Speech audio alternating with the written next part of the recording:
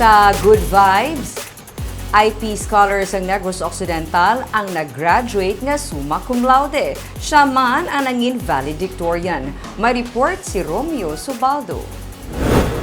Nagkuha sa kurso nga Bachelor of Science in Hotel and Restaurant Management si Jim John Tolentino para makalikaw kung tani sa math subject pero may math sa gihapon.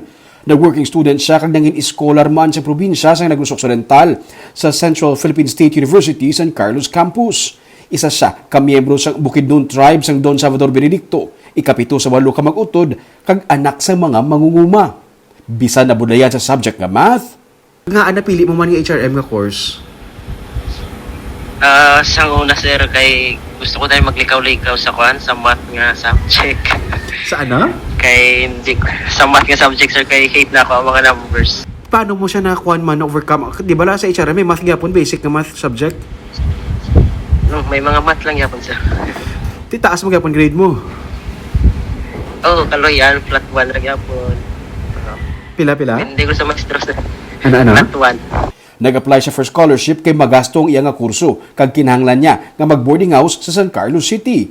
Siya ang class valedictorian sa iya nga batch sa general weighted average nga 1.21. Bilang isa ka estudyante, wala niya man gi-deprive ang iya kaugalingon nga mag-enjoy. Nagalagaw mo siya gani kung makabakante siya, pero antes siya magtulog, ginasiguro niya nga makabasa siya sang iya nga notes. May time ka pa maglagaw-lagaw, weekend. O kung katuon ka ng gyapon weekend. Yes. May ara lang yapon sir, nang matuon naman ko sir kung may quiz, kung may exam.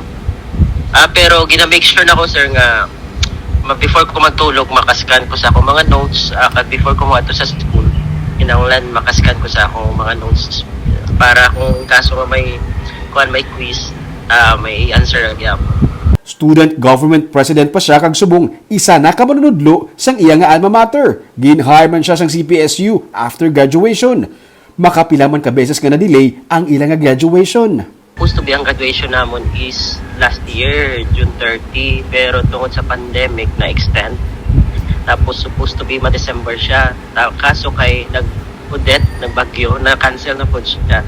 So nakuha siya sa March. So pero sa February nakasulod na ko dali sa school.